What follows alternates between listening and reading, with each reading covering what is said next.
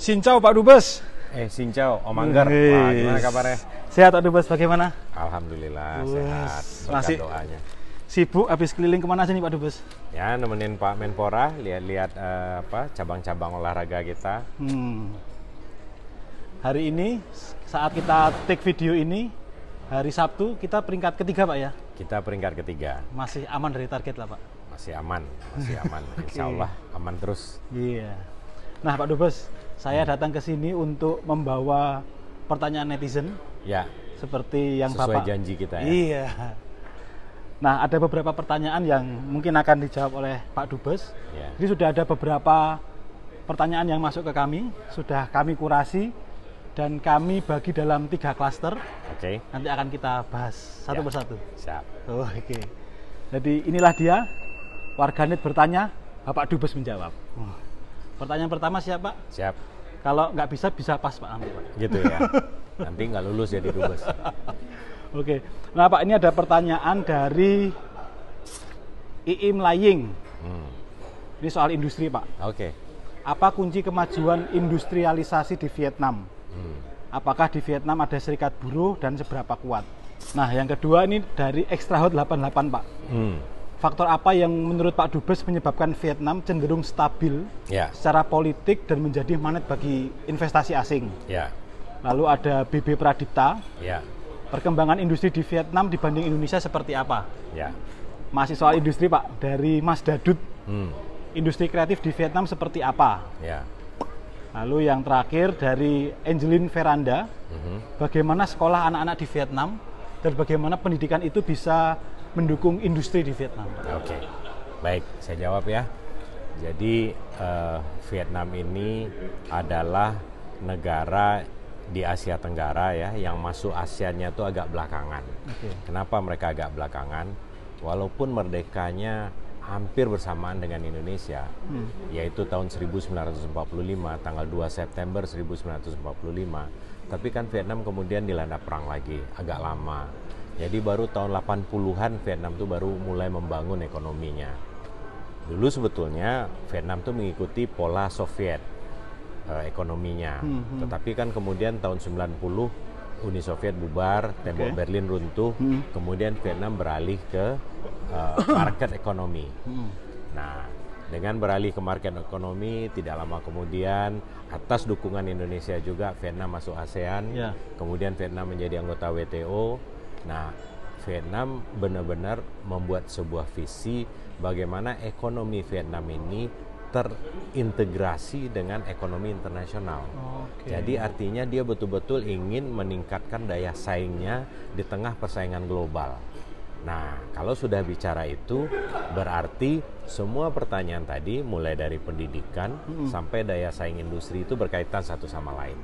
Kenapa pendidikan penting? Karena Vietnam ini populasinya besar. Jadi dia di ASEAN itu nomor 3 setelah Indonesia dan Filipina, 98 juta, jadi cukup besar. Dan 60% dari populasinya itu adalah usia produktif.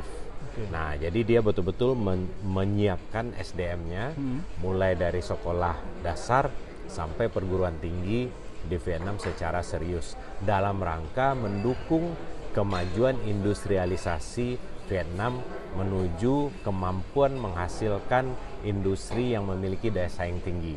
Jadi kalau kita dengar tahun 90-an, Vietnam menghasilkan pabrik sepatu, pabrik tekstil, mengikuti Indonesia tuh sebenarnya. Nah, kemudian dia mengembangkan industri pertanian, mengembangkan industri perikanan, mengembangkan industri yang high-tech seperti electric vehicle. Vietnam itu sekarang sudah mampu memproduksi mobil listrik. Mobil nasional elektrik. Mobil nasionalnya mobil listrik. Nah, coba bayangkan betapa strategisnya ini. Kenapa ini strategis?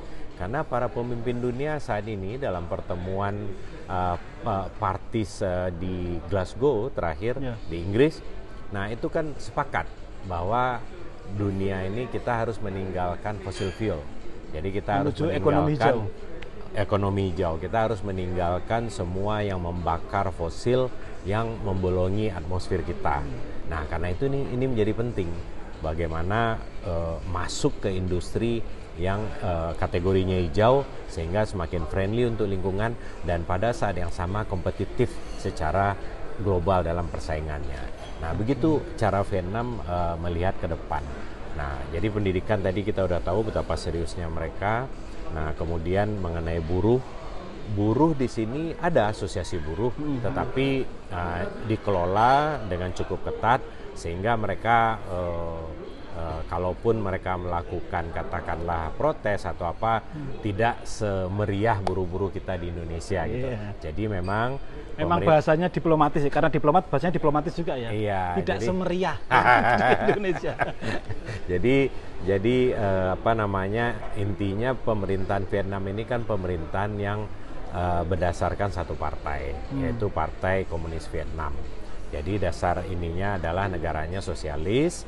Kemudian satu partai inilah yang membuat visi negara, bangsanya. Pemerintahnya juga merupakan kader-kader partai, sehingga visinya jelas, stabilitas politik dalam negeri cukup kuat, perencanaannya juga jelas dari pusat sampai ke daerah.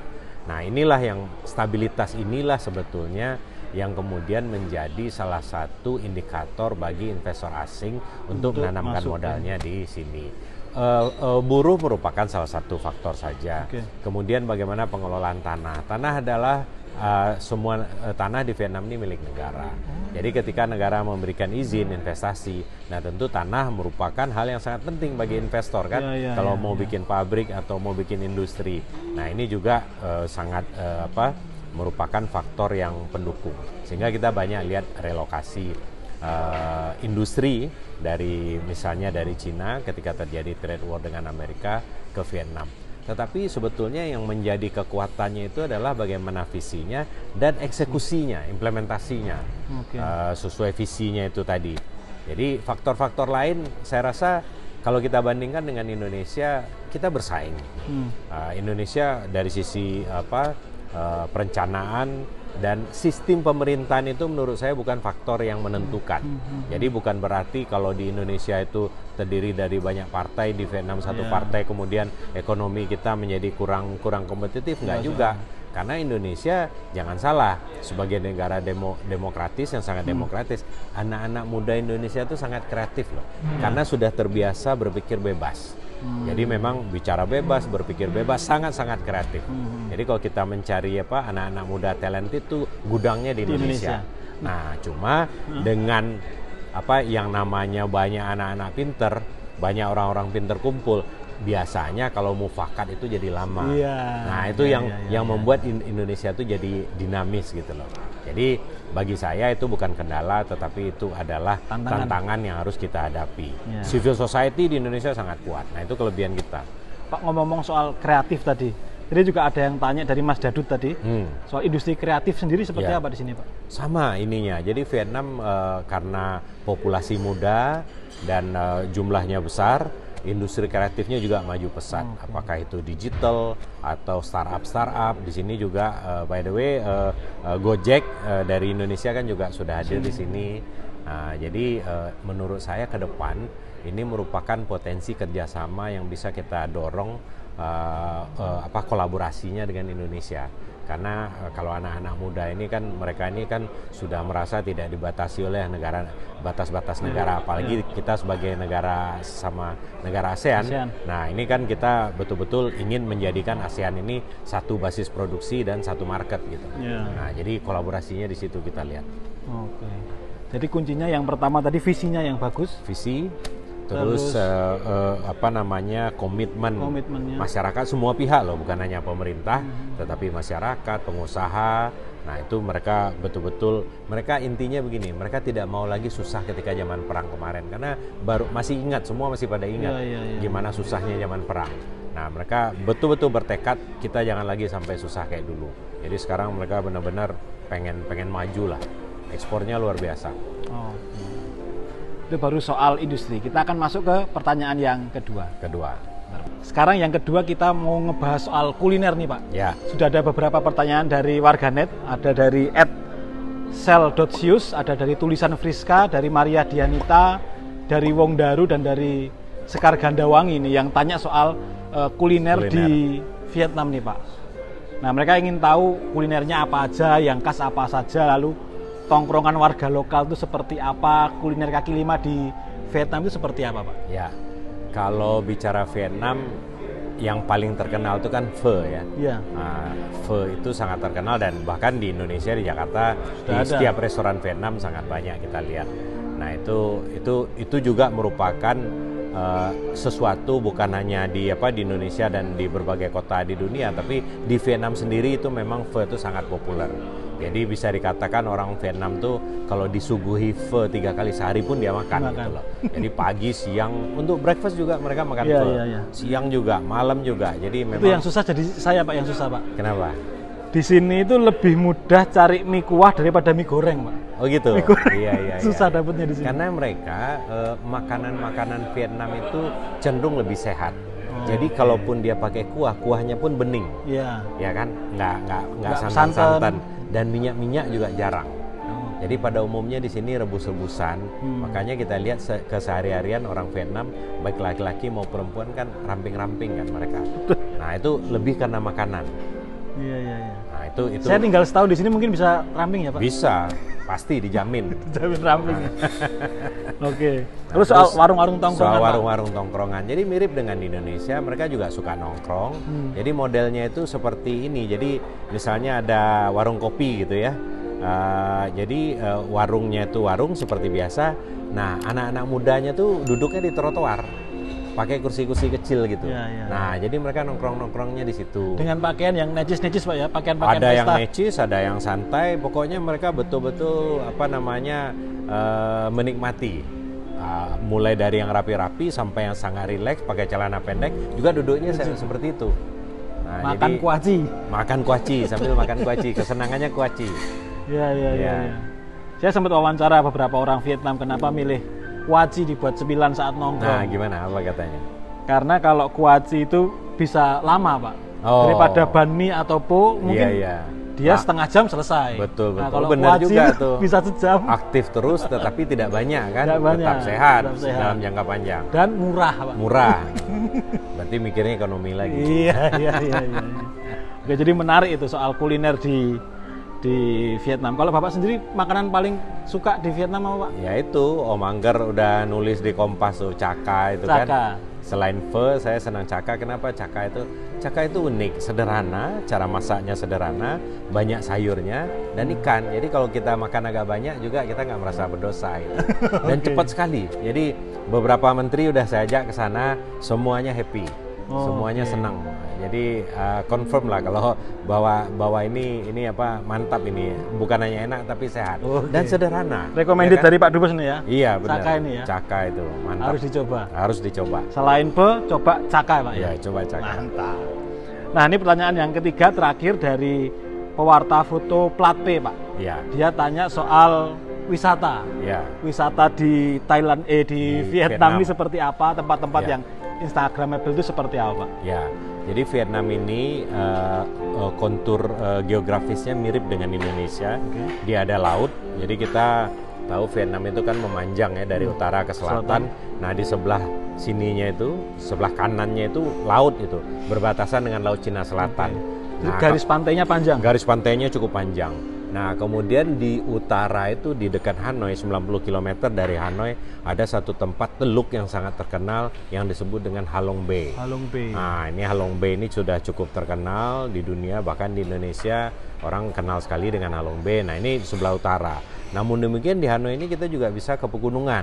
Kita nyetir sekitar 90 menit udah sampai di pegunungan yang cukup dingin. Jadi Vietnam gunung ini juga api aktif atau enggak ini bukan gunung api aktif. Vietnam ini kan 4 musim. Jadi pas musim dinginnya itu bisa 8 derajat Celcius di kota Hanoi. Nah, jadi lumayan dingin. Nah, 4 musim berarti ada hujan salju juga. Saljunya itu ada di tempat namanya Sapa. Sapa itu kalau kita nyetir sekitar 5 jam dari Hanoi. Nah, jadi kita mesti agak jauh itu ininya. Itu gunung salju ya? Itu gunung salju. Ya, jadi cukup lengkap. Jadi ada pantai, ada wisata gunung ya kalau mau ke gunung, terus ada wisata yang gua-gua tunnel. Jadi dan pemerintah Vietnam yang penting juga, pemerintah Vietnam secara proaktif menyiapkan tempat-tempat wisata ini bagaimana nyaman, murah harganya, dan sangat bersih ya. Ya. Jadi cukup bersih. Jadi 1 tahun di tahun 2019 turis asing yang datang ke Vietnam itu 18 juta orang. Jadi cukup Tahun banyak. 2000? Tahun 2019 sebelum 19. COVID. Nah, standarnya kita sebelum COVID. Kalau Ya. COVID kan memang sangat rendah. Jadi nanti dengan SEA Games ini mudah-mudahan traveling sudah bisa kembali normal, baik ke Indonesia, Vietnam, dan negara-negara di Asia Tenggara, sehingga benar-benar pariwisata yang merupakan andalan dari negara-negara di kawasan ini bisa kembali pulih. Ya. Selain wisata alam, saya juga terkesima dengan wisata budayanya, Pak. Oh iya, iya betul. Saya semalam nonton water puppet dan saya sangat keren sekali. Oh, oke. Seperti nonton wayang golek tapi di air, Pak. Di air ya. Iya. Wah, Mas. Itu harus dicoba juga. Harus dicoba juga. Dan Luar juga biasa. wisata sejarah. Oh iya, ini negara yang sangat ingat dengan sejarah. Ada apa tuh? Museumnya Ho Chi Minh Oke. di Hanoi. Ya. Itu bisa diceritakan, Pak. Itu isinya apa aja, Pak? Ya isinya jenazahnya. Jenazahnya Museum Paman Ho. Uncle Ho. Ho Chi Minh, Uncle Ho kalau mereka panggilnya, yang diawetkan. Jadi mereka sangat menghormati Uncle Ho sebagai bapak pendiri bangsa Vietnam. Nah, ini juga yang membuat Vietnam merasa dekat dengan Indonesia. Oke. Karena Uncle Ho bersahabat dengan Presiden Soekarno. Jadi sama-sama dulu berjuang melawan kolonial. Nah. Gitu. Jadi kedekatan kita itu udah dimulai dari dulu sampai sekarang. Gitu. Ya, menarik. Jadi kalau ke Vietnam itu harus lihat wisatanya, lihat industri, belajar industrinya mereka, Industrinya, dan juga menjajal makanan-makanannya. makanannya. Nah, mantap. Nah, sahabat Kompas, siang ini Om Angger lagi berada di gedung tertinggi di Vietnam ya, Pak? Ya. Apa namanya ini, Pak? Hotel Intercon di sini. Hotel Intercon. Gedung ini 72 lantai. 72 lantai dan Om Ya. Angger ada di lantai 62. Ya. Nah. Kita lagi nyicipi kopi Vietnam nih sama Om Angger. Nah, itu juga Vietnam Drip juga terkenal, Pak, di dunia ya. Iya. Nah, kalau kepingin coba ngedrip langsung di negaranya, datang ke Vietnam. Kalau butuh apa-apa bisa tanya sama Pak Dubes. Siap. Pak Dubes, terima kasih waktunya. Oke, Terima Mangga. kasih buat sahabat Kompas yang sudah bertanya. Usai sudah janji kita berdua ya, Pak. Siap. Warganet bertanya, Pak Dubes menjawab. Semoga Ya. kita bisa ketemu dengan dubes-dubes yang lain. Kita bisa jalan-jalan ke negara-negara yang lain. Dan dukung terus jurnalisme berkualitas dengan tetap membaca Harian Kompas dan Kompas ID. Oke. Saya Angger Putranto dan Saya Denny Abdi, Duta Besar Indonesia di Vietnam. Stay healthy, teman-teman. kami pamit undur diri. Ya. Dadah. Xin chào. Xin chào. Iya. Kamen. Amin.